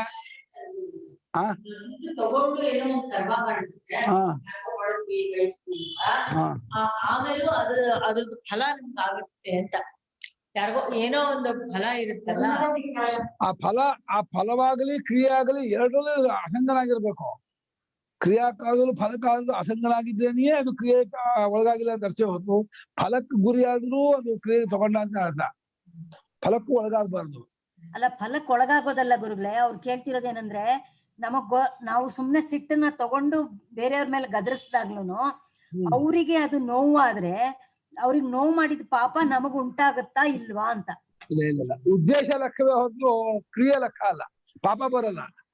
ಡಾಕ್ಟರ್ ಆಪರೇಷನ್ ಮಾಡಿದ್ರೆ ಡಾಕ್ಟರ್ ಪಾಪ ಬರಲ್ಲಪ್ಪ.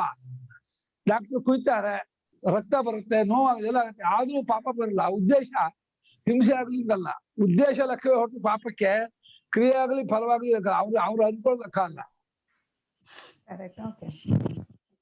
ಇವನ ಉದ್ದೇಶ ಇರ್ಬೇಕು, ಪರ್ಪಸ್ ಇರ್ಬೇಕು ಇವ್ರಿಗೆ. ಅದಿದ್ದೇ ಪಾಪ ಬರುತ್ತೆ. ಉದ್ದೇಶ ಮೇಲೆ ನಿಂತಿರೋದು. ಹೌದು. ಕಾಮಕ್ರೋಧಗಳಿಂದ ವಿಯೋಗಗೊಂಡವರಾದ ಯತಿಗಳು, ಅವರು ಸನ್ಯಾಸಿಗಳು ಎಲ್ಲವನ್ನೂ ಕೈ ಬಿಟ್ಟುಕೊಂಡವರು, ಯಾವ ಅಭಿಮಾನವನ್ನು ಇಟ್ಕೊಳ್ಳದೆ ಇದ್ದವರು. ಯಥಚೇತಸರು ಅಂದ್ರೆ ಸೀತ ಅಂತಃಕರಣವನ್ನು ಪೂರ್ತಿ ಬಿಗಿ ಹಿಡ್ಕೊಂಡವರು. ಅವರಿಗೆ ಅಭಿತಃ ಉಭಯತಃ, ಎರಡು ಕಡೆಯಿಂದಲೂ ಅಂದ್ರೆ ಬದುಕಿರುವಾಗಲೂ ಸತ್ತಾಗಲು ಅಂತ ಅಭಿತಃ ಶಬ್ದಕ್ಕೆ ಅರ್ಥ ಪಡಿತಾ ಇದ್ದಾರೆ. ಉಭಯತಃ ಅಂತ ಅರ್ಥ. ಅಭಿತಃ ಉಭಯತಃ, ಬದುಕಿರುವಾಗಲೂ ಸತ್ತಾಗಲು. ಬ್ರಹ್ಮ ನಿರ್ವಾಣ ಅಂದ್ರೆ ಮೋಕ್ಷ ಅಂದ್ರೆ ಇದ್ದೇ ಇರುತ್ತೆ ಅವರಿಗೆ. ಮೋಕ್ಷ ಅಂದ್ರೆ ಅವರಿಗೆ ಕರತಲಾಮಲಕ, ಕೈ ಮೇಲಿಟ್ಟ ನೆಲ್ಲಿಕಾಯಂತೆ ಕರಗತ ಆಗಿರುತ್ತೆ ಅವರಿಗೆ. ಮೋಕ್ಷ ಅಂದ್ರೆ ಅವ್ರ ಕೈ ವಶವಾಗಿರುತ್ತೆ. ತಾವು ಮುಕ್ತರಾಗ್ಬಿಟ್ಟಿರ್ತಾರೆ. ಮುಕ್ತರಾದವರಾಗಿದ್ದು ಅವರು ವ್ಯವಹಾರದಿಂದ ಹೀಗೆ ನಡ್ಕೋತಾ ಇರ್ತಾರೆ. ಅವರು ವಿದಿತಾತ್ಮರು ಅಂದ್ರೆ ಆತ್ಮರನ್ನ ಯಾರು ಕಂಡುಕೊಂಡಿದ್ದಾರೋ ಅವರು ವಿದಿತಾತ್ಮರು. ಅಂತ ವಿದಿತಾತ್ಮರು ಅಂದ್ರೆ ಸಮ್ಯಕ್ದರ್ಶಿಗಳು. ಆ ಸಮ್ಯಕ್ದರ್ಶಿಗಳಾದ ಅವರಿಗೆ ಮೋಕ್ಷ ಬರುವುದು ಸಹಜವಾಗಿರುತ್ತೆ, ಸ್ವಭಾವವಾಗಿರುತ್ತೆ. ಬದುಕಿರುವಾಗಲೂ ಮುಕ್ತರೇ ಅವರು. ವ್ಯವಹಾರ ದೃಷ್ಟಿಯಿಂದ ಬದುಕಿದ್ದಾರೆ.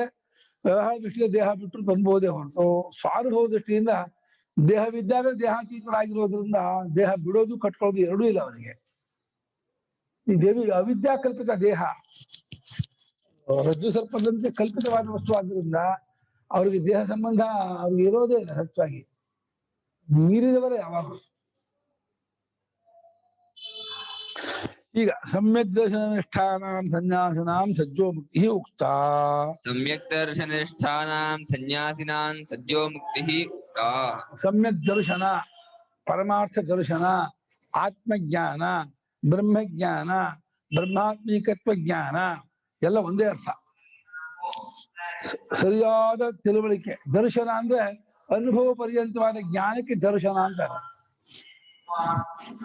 ದರ್ಶನ ಅಂದ್ರೆ ಬರೀ ಕಾಣೋದಲ್ಲ, ಅನುಭವ ಪರ್ಯಂತವಾಗಿ ಗೊತ್ಕೊಂಡು ಸರಿಯಾಗಿ ಯಥಾವತ್ತಾಗಿ ಕಂಡುಕೊಂಡಂತಹ ಜ್ಞಾನದಲ್ಲಿ ನೆಲೆ ನಿಂತವರು, ಅದೇ ತಾವು ಅಂದ್ಕೊಂಡವರು.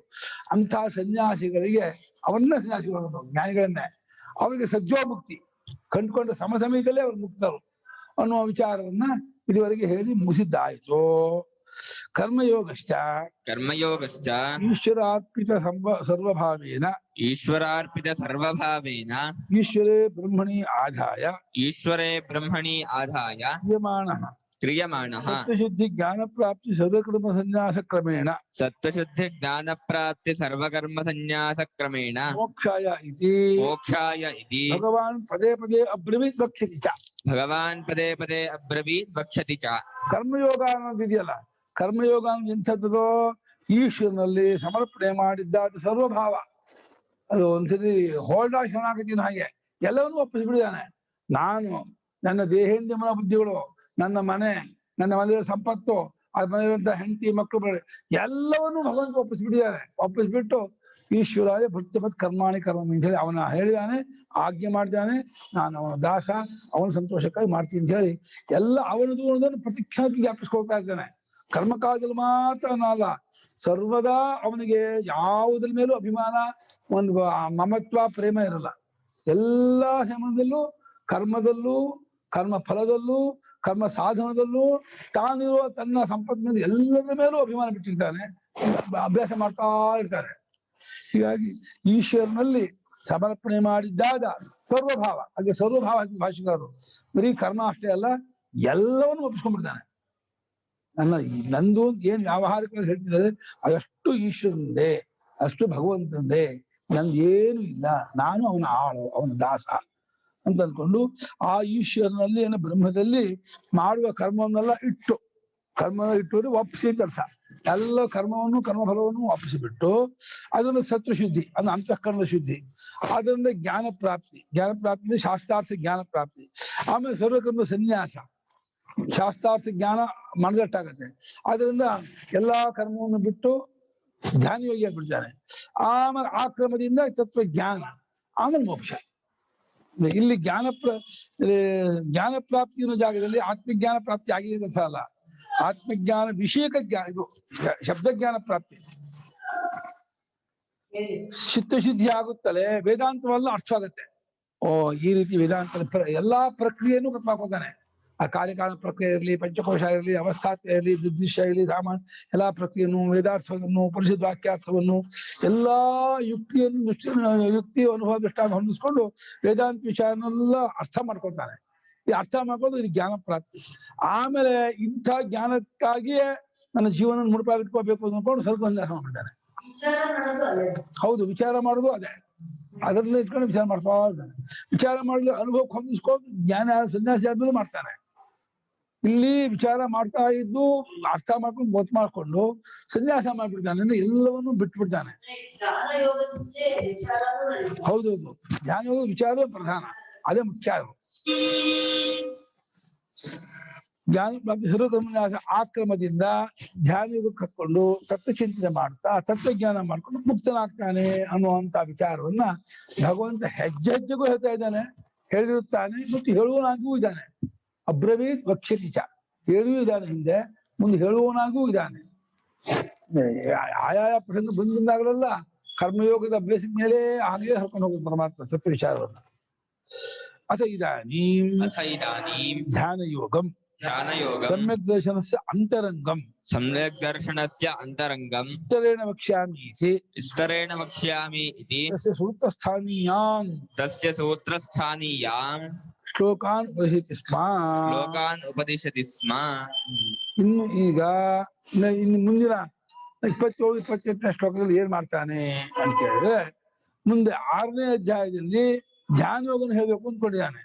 6ನೇ ಅಧ್ಯಾಯದಲ್ಲಿ ಆ ಧ್ಯಾನ ಯೋಗ ಅದೇ ಸಮ್ಯಕ್ ದರ್ಶನಕ್ಕೆ ಸಾಧನ. ಅದಕ್ಕೆ ಆ ಧ್ಯಾನ ಯೋಗ ಸಮ್ಯಕ್ ದರ್ಶನಕ್ಕೆ ಅಂತರಂಗ ಅಲ್ಲ, ಸಮ್ಯಕ್ ದರ್ಶನ ಅಂತರಂಗಂ ಧ್ಯಾನ ಯೋಗಂ. ಸಮ್ಯಕ್ ದರ್ಶನ ಅಂದ್ರೆ ಆತ್ಮಜ್ಞಾನ, ಅದಕ್ಕೆ ಅಂತರಂಗ ಸಾಧನ ಧ್ಯಾನ ಯೋಗ. ಅದನ್ನು ಹೇಳ್ಬೇಕು ಅಂತ ಅಂದ್ಕೊಂಡು 6ನೇ ಅಧ್ಯಾಯ ಶುರು ಮಾಡ್ತಾ ಇದ್ದಾನೆ. ಇದು ಧ್ಯಾನ ಯೋಗ ಅಂತರಂಗ ಸಾಧನ, ಜ್ಞಾನಕ್ಕೆ ಅಂತರಂಗ ಸಾಧನ. ಯೋಗ ಅಂತ ತಗೊಂಡಾಗ ಸಮ್ಯಕ್ ದರ್ಶನ ಅಂತಾನೆ ಇಟ್ಕೊಂಡ್ಬಿಟ್ಟಿದಾರ. ಇಲ್ಲ, ಧ್ಯಾನ ಯೋಗ ಅನ್ನೋದು ಸಮ್ಯಕ್ ದರ್ಶನಕ್ಕೆ ಸಾಧನ. ಜ್ಞಾನ ಯೋಗಕ್ಕೆ ಧ್ಯಾನ ಯೋಗವು ಅಂತರಂಗ ಸಾಧನ ಅಂದಾಗ ಹೆಡ್ಡಿಂಗ್ ಅಲ್ಲ. ಹೌದು, ಧ್ಯಾನ ಯೋಗಕ್ಕೆ ಸಮ್ಯಕ್ ದರ್ಶನ ಅಂತ ಅರ್ಥ. ಸಮ್ಯಕ್ ದರ್ಶನ ಅಂತ ಇಟ್ಕೊಂಡ್ಬಿಟ್ಟಿದ್ದಾರೆ. ಧ್ಯಾನ ಯೋಗಕ್ಕೆ ಧ್ಯಾನ ಯೋಗವು ಅಂತ ಹೆಡ್ಡಿಂಗ್ ಅಲ್ಲಿ, ಸಮ್ಯಕ್ ದರ್ಶನಕ್ಕೆ ಧ್ಯಾನ ಯೋಗ ಅಂದ್ರೆ ಇದು ನಿಧಿಧ್ಯಾಸನ, ಧ್ಯಾನ ಯೋಗ, ಅಧ್ಯಾತ್ಮ ಯೋಗ, ಮನೋನಿಗ್ರಹ, ಗೀತೆ ಇದರಲ್ಲಿ ಗೌಡಪಾದ ಹೇಳಿದೆಲ್ಲ ಒಂದೇ. ಈ ಸಮ್ಯಕ್ ದರ್ಶನಸ್ಯ ಧ್ಯಾನ ಯೋಗಂ ಅಂತರಂಗಂ ಸಾಧನಂ ತದ್ವಿಸ್ತರೇಣ ವಕ್ಷ್ಯಾಮಿ ಅಂತ. ಸಮ್ಯಕ್ ದರ್ಶನಕ್ಕೆ ಯಥಾವತ್ತಾಗಿರುವ ಪರಮಾರ್ಥತ್ವವನ್ನು ಕಂಡುಕೊಳ್ಳೋದಕ್ಕೆ ಅಂತರಂಗ ಸಾಧನ, ಅದರಲ್ಲಿ ಸಾಧನದಲ್ಲಿ ಬಹಿರಂಗ ಸಾಧನ, ಅಂತರಂಗ ಸಾಧನ, ಸಹಕಾರ ಸಾಧನ, ಸಾಕ್ಷಾತ್ ಸಾಧನ ಅಂತ ಮಾಡ್ತಾರ. ಕರ್ಮಯೋಗ ಬಹಿರಂಗ ಸಾಧನ, ಉಪಾಸನಾ ಭಕ್ತಿ ಇದೆಲ್ಲ ಅಂತರಂಗ ಸಾಧನ. ಅದರಲ್ಲಿ ಧ್ಯಾನ ಯೋಗವನ್ನು ಅಂತರಂಗ ಸಾಧನ ಅಂತ ತಗೊಂಡಿದ್ದಾರೆ. ಅಲ್ಲಿ ಅದು ಧ್ಯಾನ ಯೋಗ ಇನ್ನೂ ಮುಂದಿಂದು, ಉಪಾಸನಾ ಭಕ್ತಿ ಆದ್ಮೇಲೆ ಧ್ಯಾನ ಯೋಗ ಬರೋದು. ಧ್ಯಾನ ಯೋಗ ಮುಂಚೆ ಮಾಡ್ಕೊಳ್ಳೋದು ಉಪಾಸನಾ ಭಕ್ತಿ, ಅದನ್ನ ಧ್ಯಾನ ಯೋಗ ಅಳವಡುತ್ತೆ. ಧ್ಯಾನ ಯೋಗದ ಜೊತೆಗೆ ಸಹಕಾರಿ ಸಾಧನ, ಶಮದಮಾದಿ ಗುಣಗಳೆಲ್ಲ ಸಹಕಾರಿ ಸಾಧನ. ಸಾಕ್ಷಾತ್ ಸಾಧನ ಶ್ರವಣ ಮನನಾದಿಗಳು, ಅದನ್ನು ತತ್ವಜ್ಞಾನ. ಸಾಕ್ಷಾತ್ ಸಾಧನ, ಸಹಕಾರಿ ಸಾಧನ, ಅಂತರಂಗ ಸಾಧನ, ಅದರಲ್ಲಿ 2 ಭಾಗ. ಅಂತರಂಗ ಸಾಧನದಲ್ಲಿ ಅಲ್ಲಿ ಧ್ಯಾನ ಯೋಗದ ಕರ್ತೃತಂತ್ರವಾದ ಉಪಾಸನಾ ಭಕ್ತಿ ಬೇರೆ, ವಸ್ತುತಂತ್ರವಾದ ಧ್ಯಾನ ಯೋಗ ಅಂತರಂಗ ಸಾಧನ. ಅಂತರಂಗ ಸಾಧನದಲ್ಲಿ 2 ಭಾಗ ಮಾಡ್ಕೊಂಡಿದ್ದಾರೆ. ಉಪಾಸನೆಯನ್ನು ಭಕ್ತಿಯನ್ನು ಅಂತರಂಗ ಸಾಧನ ಅಂತ ಹೇಳೋದು. ಯಾಕಂದ್ರೆ ಮನಃಪ್ರಧಾನವಾಗಿ ನಡೆಯೋದು. ಮನಃಪ್ರಧಾನವಾಗಿ ನಡೆಯುವಂಥದ್ದು ಅದನ್ನ ಉಪಾಸನೆ ಇದು ಭಕ್ತಿ, ಅದನ್ನ ಅಂತರಂಗ ಸಾಧನ ಅಂತ ಹೇಳೋದು. ಈ ದೇಹೇಂದ್ರಿಯ ಪ್ರಧಾನ ನಡೆಯೋದು ಕರ್ಮಯೋಗ, ಅದು ಬಹಿರಂಗ ಸಾಧನ. ಇನ್ನು ಕೆಲವು ತೀರ್ಥಕ್ಷೇತ್ರ, ಉಪವಾಸ, ಪರೋಪಕಾರ, ದಾನ ಧರ್ಮ ಅದು ಆರಾಧೋಪಕಾರಕ ಅಂತ ಹೇಳ್ತಾರೆ, ದೂರದಿಂದ ಸಹಾಯ ಮಾಡುತ್ತೆ ಅಂತ. ಬಹಿರಂಗ ಸಾಧನದಲ್ಲೂ ದೂರ ಅದು. ಅದರಲ್ಲಿ ಬಹಿರಂಗ ಸಾಧನದಲ್ಲಿ ಹತ್ತಿರ ಅವ್ರು ಹೇಳೋದು ಕರ್ಮಯೋಗದಲ್ಲಿ ವೇದೋಕ್ತವಾದ ಯಜ್ಞಾಗಾದಿಗಳು, ಅದು ಬಿಟ್ಟರೆ ಸ್ಮೃತ್ಯುಕ್ತ, ಅದು ಬಿಟ್ಟರೆ ಪುರಾಣೋಕ್ತ, ಅದು ಬಿಟ್ಟರೆ ಪುರುಷ ಮಾತ್ರ ಸಂಬದ್ಧವಾದ್ದು. ಸಾಮಾನ್ಯ ಪುರುಷ ಮಾತ್ರ ಸಂಬದ್ಧವಾದ ಪುರಾಣೋಕ್ತವಾಗೇ ಇರುತ್ತೆ. ಪುರಾಣೋಕ್ತವಾದಲ್ಲ ಪುರುಷ ಮಾತ್ರ ಸಂಬದ್ಧವಾದ್ದೇ ಇರುತ್ತೆ. ಭಜನೆ, ಸ್ತೋತ್ರ, ಜಪ, ಪಾರಾಯಣ, ಉಪವಾಸ, ತೀರ್ಥಕ್ಷೇತ್ರ ಇದೆಲ್ಲ ಪುರಾಣೋಕ್ತ ಕರ್ಮಗಳೇ ಇದಲ್ಲ, ಶ್ರುತ್ಯುಕ್ತ ಕರ್ಮ ಅಲ್ಲ. ಗಂಗಾ ಸ್ನಾನ ಮಾಡ್ಕೊಂಡು, ಅಲ್ಲಿ ಜಪ ತಪ ಮಾಡ್ಕೊಂಡು, ಪಾರಾಯಣ ಮಾಡ್ಕೊಂಡು, ಪರೋಪಕಾರ ಮಾಡ್ಕೊಂಡು ಅದೆಲ್ಲ ಇರಬೇಕು. ಎಲ್ಲವೂ ಕೂಡ ನಿಷ್ಕಾಮವಾಗಿ ಮಾಡಿದ್ರೆ ಅದೆಲ್ಲ ಪುರಾಣೋಕ್ತ ಕರ್ಮ. ಅದಕ್ಕೆ ಪೂರ್ತಾಂಶಿಸಿಕೊಟ್ಟಿದ್ದಾರೆ. ವೇದೋಕ್ತವಾದ ಅಗ್ನಿಹೋತ್ರಾದಿಗಳು ಇಷ್ಟ ಆಗುತ್ತೆ, ಅದು ಅಂತ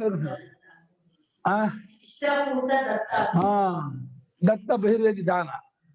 ಹೌದು, ಈಗ ನೀವ್ ಹೇಳ್ತಾ ಇರೋದೆಲ್ಲ ಬಹಿರಂಗ ಕರ್ಮಯೋಗದ ಲೆಕ್ಕನ? ಬಹಿರಂಗವಾದ ಕರ್ಮಯೋಗ ಎರಡು ಇದೆ.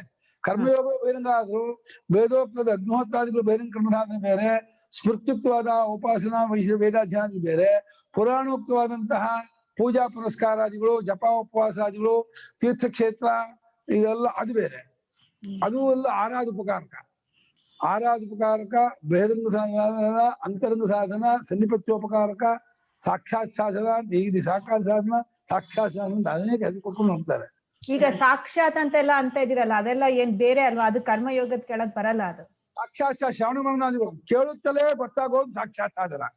ಯಾವ್ದು ಡೈರೆಕ್ಟ್ ಆಗಿ ಆತ್ಮಜ್ಞಾನ ಕೊಟ್ಕೊಡುತ್ತೋ ಸಾಕ್ಷಾತ್ ಸಾಧನ. ಶ್ರವಣ ಮನನ ಇದೆಯಲ್ಲ ಸಾಕ್ಷಾತ್ ಸಾಧನ.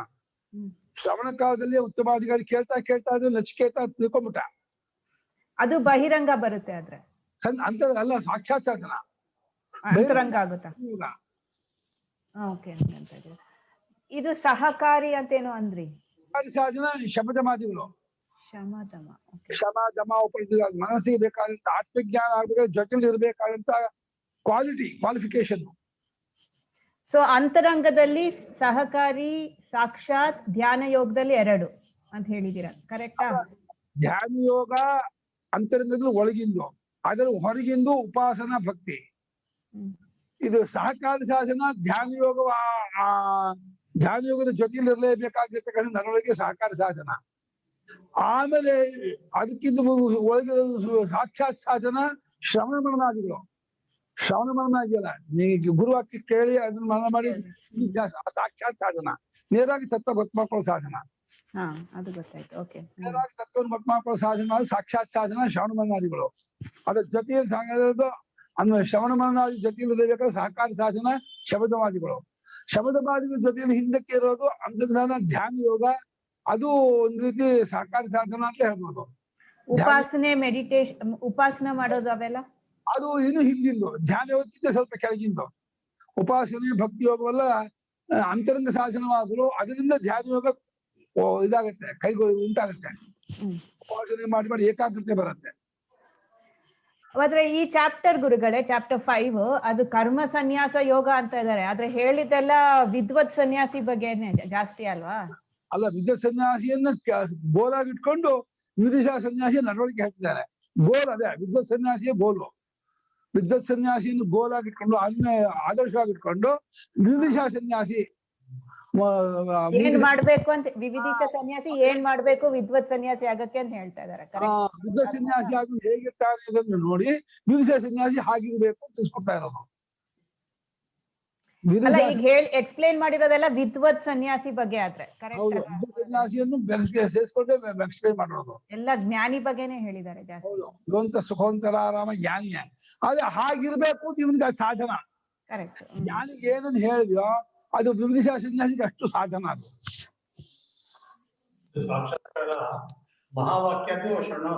ಮಹಾವಾಕ್ಯ ಶ್ರವಣ ಮಾಡಿದ್ರೆ ಶ್ರವಣ ಮಾಡೋದು ಮಹಾಕೀರ್ತನ.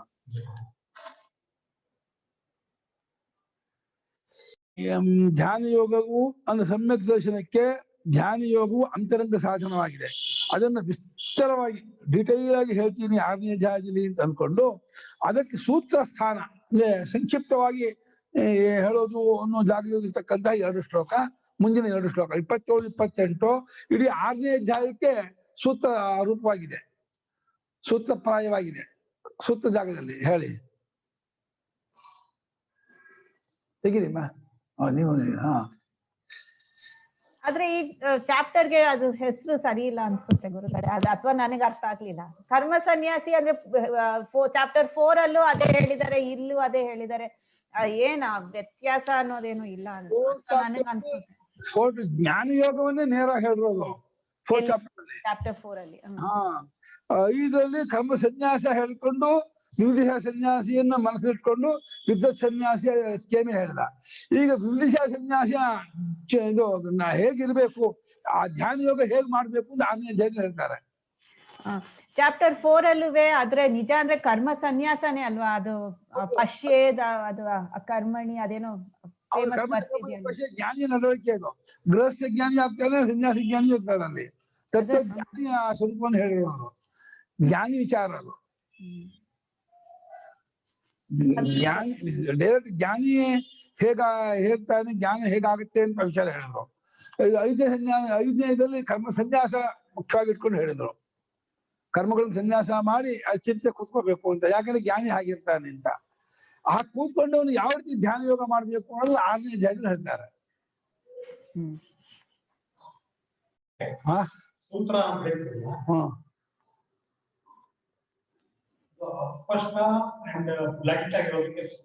ಸೂತ್ರ ಅಂದ್ರೆ ಅಬ್ರಿಡ್ಜ್ ಆಗಿರೋ ಅರ್ಥ, ಅಬ್ರಿಡ್ಜ್ ಆಗಿರೋ ಅರ್ಥ ಸೂತ್ರ ಅರ್ಥ. ಆ 6ನೇ ಅಧ್ಯಾಯದ ಈ 2 ಶ್ಲೋಕದಲ್ಲಿ ಅಬ್ರಿಡ್ಜ್ ಆಗಿದೆ, ಎಲ್ಲ ಅಡಕವಾಗಿದೆ. ಇದರ ಎಕ್ಸ್ಪ್ಲನೇಷನ್ 6ನೇ ಅಧ್ಯಾಯ, ಈ 2 ಶ್ಲೋಕದ ವಿವರಣೆ. ಇಡೀ 6ನೇ ಅಧ್ಯಾಯ ಎಷ್ಟು ಶ್ಲೋಕ ಇದೆಯೋ ಅಷ್ಟನ್ನು ಈ 2 ಶ್ಲೋಕದಲ್ಲಿ ಅಡ್ಕೊಂಡ್ಬಂದಿದ್ದಾರೆ. ಮತ್ತೆ ಇದನ್ನು ಪೂರ್ತಿ ಒಂದೊಂದ ಬಿಡಿಸಿ ಹೇಳ್ಕೊಂಡು ಹೋಗ್ತಾರೆ.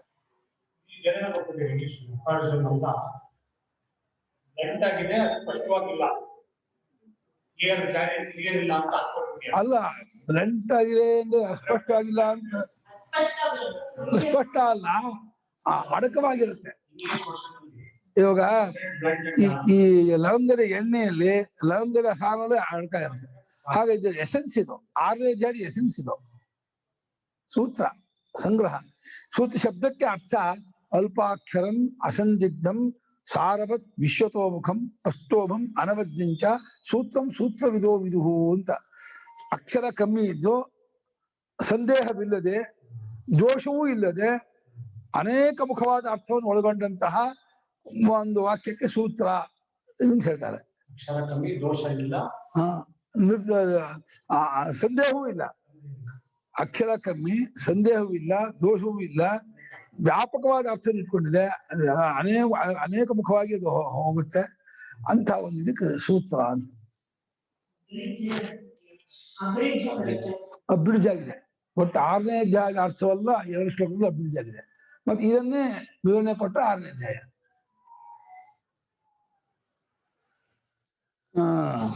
11:15 ಆಯ್ತು. ನಿಲ್ಸೋಣ, ನಾಳೆ ಓದೋಣ ಶ್ಲೋಕ.